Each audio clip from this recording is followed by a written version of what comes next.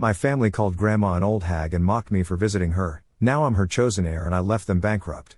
And alone with no way back. So, I am 17, female, and I am currently living with my grandmother, 70, female, because of a really bad situation that I am in with my mother, 47, female, and sister, 19. My father recently passed away after a long battle with osteosarcoma, and 6 months ago, he succumbed to his disease. It was not anything unexpected. We had seen this coming, and we were prepared for it. Nevertheless, it still hurts. You do not ever feel okay about losing a parent. I do not think I ever will feel fine about it, but I am dealing with it. The only consolation that I have is that he is in a better place now and is not suffering anymore like he had been for the past 4 years. My mother was really upset about it for the first couple of weeks, but this time, she is getting over it, and I am happy for her. This is the same case with my sister, but I think I am the one who is taking it the hardest. He was my favorite person in the world, and it still feels weird that he is not going to be around anymore. The past 6 months have been really upsetting for me in my personal life, but I have had to go on since I am in my senior year of high school, and I have also started applying to colleges and stuff. So, things are pretty stressful for me right now, and I do not have time to sit and grieve. I will do it once I get into my choice, the one that my father had wanted me to go to. I am working really hard for it, so I have my fingers crossed. Anyway, this is more about my grandmother, so I will get to that now. For context, my father was very close to his mother, and I am also pretty close to my grandma. However, that is not the case with my mom, and my sister. My mother has never really gotten along well with my grandmother for reasons that I do not know, and my sister is pretty much a second version of my mother, so she does not get along with my grandma either and does not seem to like her much. I have kept in touch with my grandma, but after the funeral, my mother did not bother to check up on my grandma. It was just me who seemed to care about her. I had believed that the tragedy would bring the family closer together, but that did not happen. My father's death pretty much gave my mother and my sister an excuse never to speak to my grandma again, and they cut her out of their lives. I do not know why they did that or why they did not like her, because as far as I was concerned, she had always been very nice to us and our family. She had always been nice to my mom and my sister as well, even though they never bothered to hide their disdain for her. Even when they would be visiting her house, they would act really weird and arrogant and make it awkward for everybody else as well. My parents had thought about it many times, but at one point, my father had just given up because he knew that he could not change this. I know that there must have been some reason behind this behavior, but nobody ever told me anything about it, and I did not feel brave enough to ask my mother why she did not like my grandma, since this seemed to be a bit of a sensitive topic for her. But my grandma to me is really nice, and I love her. She is also a really inspirational woman, and I am proud to be her granddaughter. 6 months have passed since my father's death, and I have kept in touch with her, and I am the only one who has, since my mother does not speak to her, neither does my sister. The rest of the family got really busy after a couple of weeks. Besides, she could not expect them to drop everything for her and be there for her emotions all the time either, since they were not our immediate family. But we had been there for each other, and I would visit her every weekend up until a couple of weeks ago, since that is when my finals started. They got over last week, and coincidentally, my sister also came back home from college after her finals a couple of days after that. So, since everybody was at home, my grandmother invited us all over to her place for a weekend stay, and I was in, obviously. I tried to convince my mother and my sister to give it a chance, but what they said to me really put me off, and I still have not been able to get it out of my head because it was just so disgusting. I was trying to tell my mom that it would be fine and that we should try to spend some more time as a family, since that is what my father would have wanted. And my mother got really annoyed and told me that if I wanted to have a relationship with my grandma, I was free to do so, but now that my father was gone, she had no incentive to still keep in touch with that old hag and was cutting her off on purpose. And my sister seemed to agree with that sentiment as well. I thought that it was really disrespectful and mean to say, because my grandma had always been nice to the two of them, and it was they who had gone out of their way to be rude to her in her own home. Regardless of that, she would still invite them to every event over and over again. I do not think she was asking for much. It was just one weekend, and they did not have much going on either. It would not cost anything to give it a chance and just be nice, but that is what they had to say about it. So, as usual, I went alone to visit my grandmother, and she seemed kind of upset by the fact that my mother and sister had not bothered to show up, but I think she expected it. But something happened that I absolutely had not been expecting, and that was that she told me she had invited all three of us and not just me because she had an important thing to tell us. So, she told me that now that my father was gone, she had to think of somebody to take over the company. My father had been working from home when things got too bad and he got too sick to go out, but for the last couple of months, we had no idea how things were going at the company because we were so busy getting worried about my father's health. We barely had any time to worry about any of that. We had just assumed that he had somebody taking care of things and somebody was keeping it going when he was not around, and if not that, we knew that my grandmother would handle it, so we did not worry about that. It is a family business, and we mainly deal in electronics. We are retailers and not manufacturers. My great-grandfather started it, and then it has been continued by my grandfather and then my father. But my sister is still in college, and I have not even graduated from high school yet, so obviously, neither of us could take over yet. The only person who was qualified to take over would be my mother. She works in a bank right now, but I think she would have done a good job here as well. However, since she had not even bothered to show up for that weekend stay at my grandmother's place, she had been disqualified anyway, and she was not even going to count my sister in, since she was underage and, like I said, a miniature version of my mother. That just left me, but I was not even 18 yet, and even then, I had a long way to go before I was ready to take over such a huge responsibility. But eventually, she told me that she was going to leave the company to me. For now, she was running it with my granduncle, my grandma's cousin, but even he was getting old and could not take the responsibility for long. He was already in his mid-60s and had been planning to retire, but then my dad got diagnosed, and he had to put everything off. The best he could do was a couple more years, but after that, he would be out. My grandmother desperately wanted to keep the business within the family, so she asked me if I would be willing to take on the opportunity. She told me that she knew I had been planning to go to business school anyway, since in the long run, I had been planning to take over the company after my father. I just had not expected him to go away so soon. That had never been part of the plan, but yes, I did want to run the company.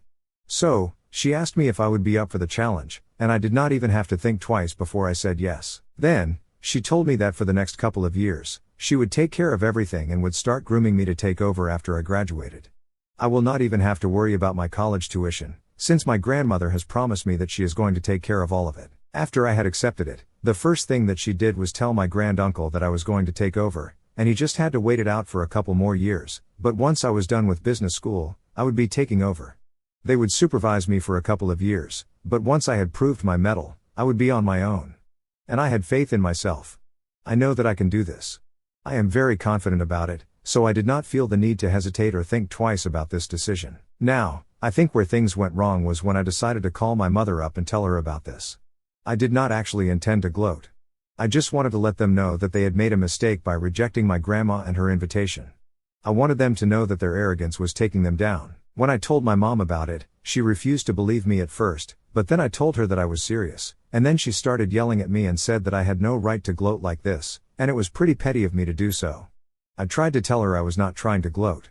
I was just trying to tell her that if she had been kinder, then this golden opportunity would have come to her instead, or maybe to my sister, since she was also a finance major and would have had a job ready and waiting for her after she graduated. But now that seems unlikely, since my grandma has made up her mind and is pretty upset about the way that she was snubbed when I had shown up alone at her house. My grandma had been pretty disappointed, and after we had our little discussion and I accepted her offer, she told me that now she had no incentive to keep in touch with my mother either. She told me that for so many years, she had put up with her arrogant behavior purely out of love for my father, but after her son's death, my mother had not bothered to check up on her even once, not even as an obligation.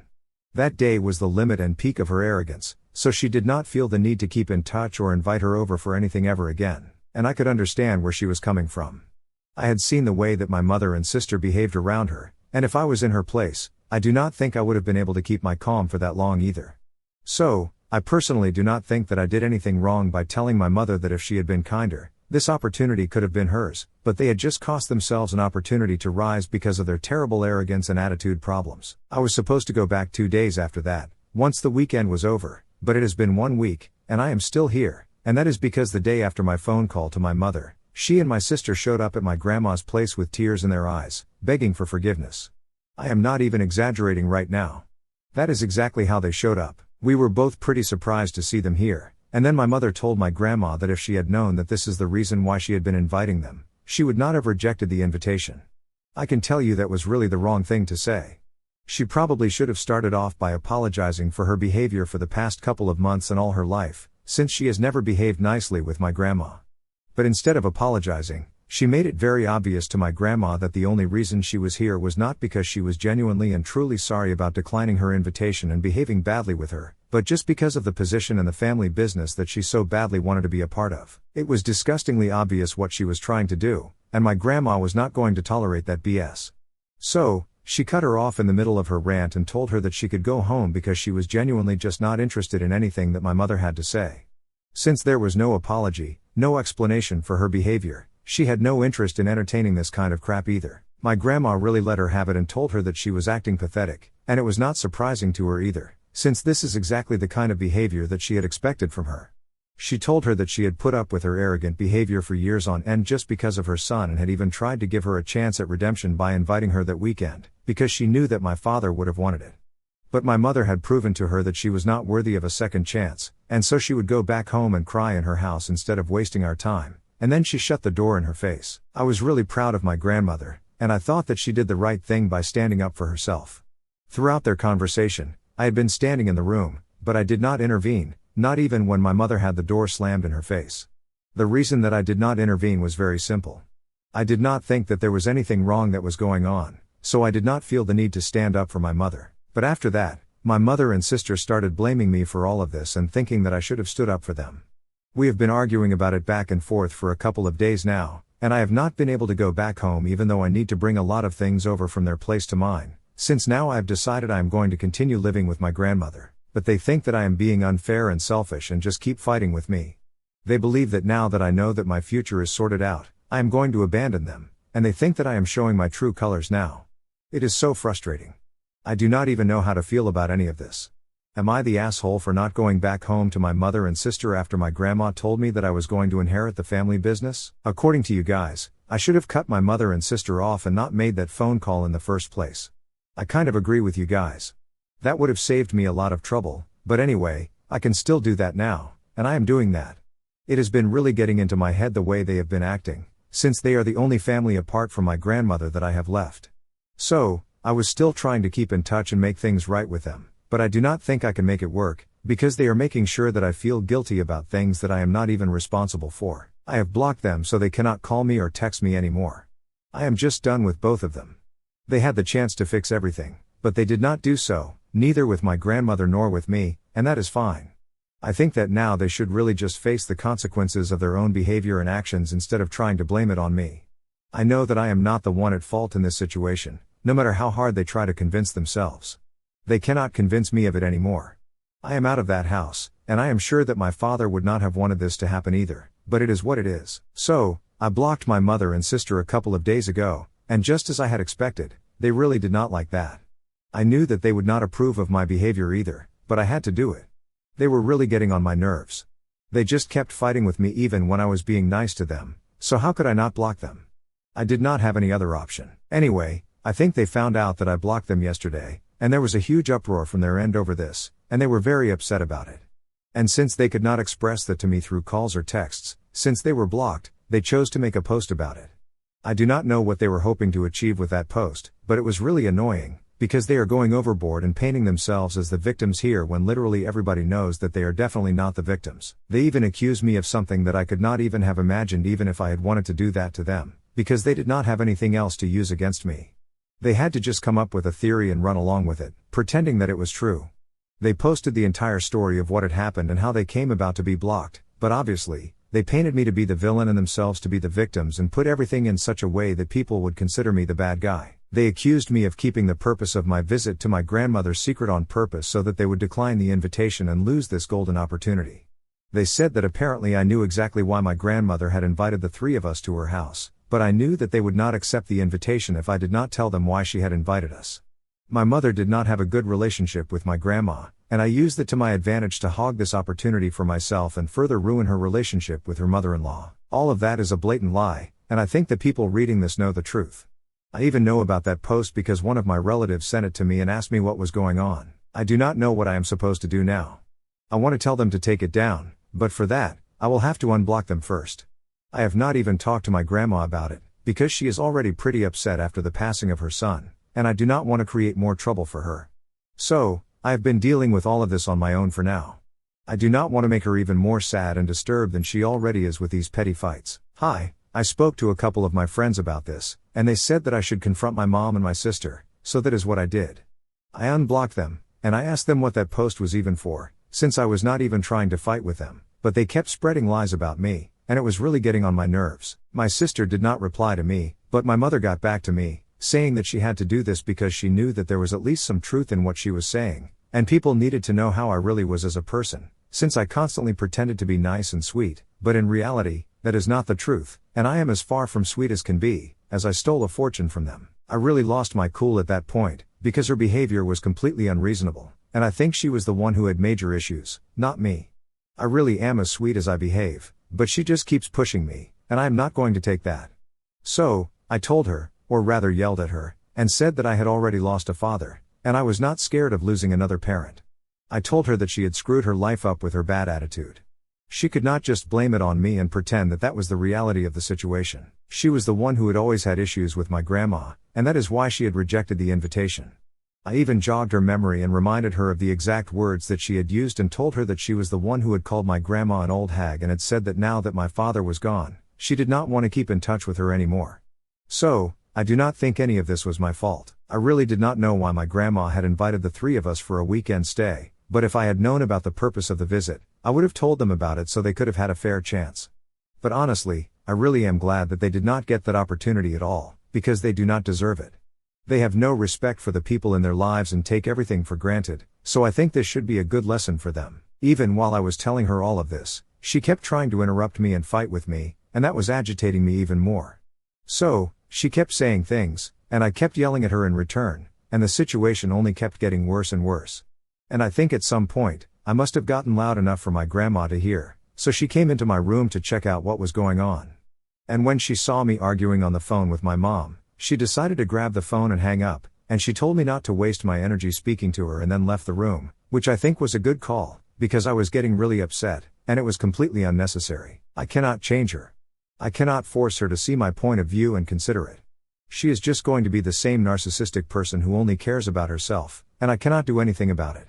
It is pointless for me to waste my energy arguing with her, so now I'm just trying to calm down and deal with my emotions right now. Okay, a lot of you are asking me exactly why my mother and my grandma do not get along, or rather why my mother does not like my grandma, and I honestly did not know. I did not have an answer to that, so I had been avoiding those questions.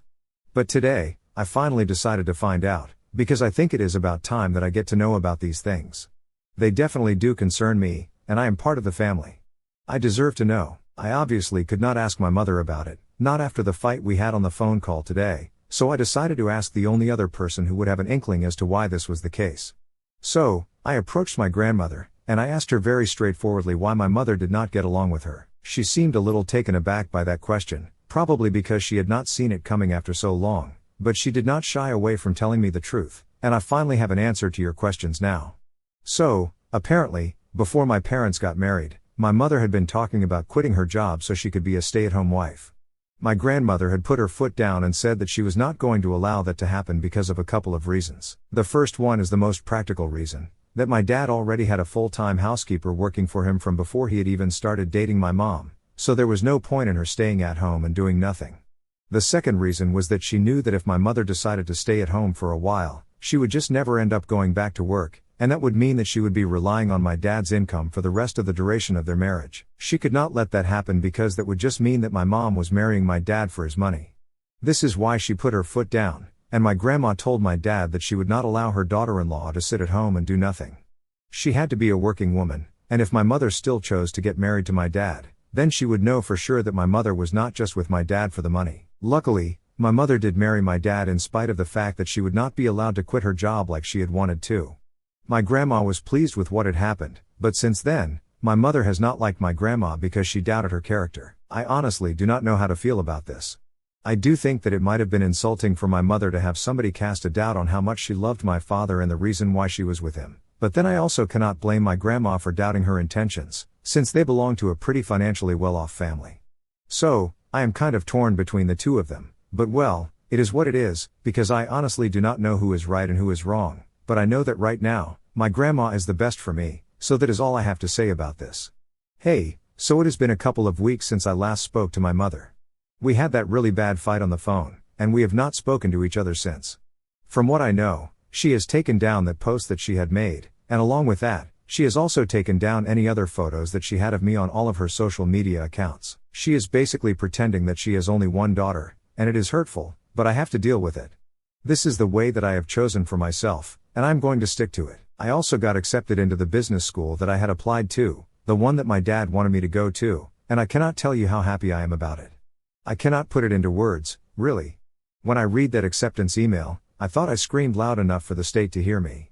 My grandmother is thrilled, but not more than me. I am not just happy that I am going to such a great institution, but mostly, I am also happy that I was able to live up to the promise that I had made to my father. I have been studying really hard for the past couple of months, and it feels like all my hard work has paid off, and it will continue to pay off in the years when I take over my dad's business and do what he had meant for me to do.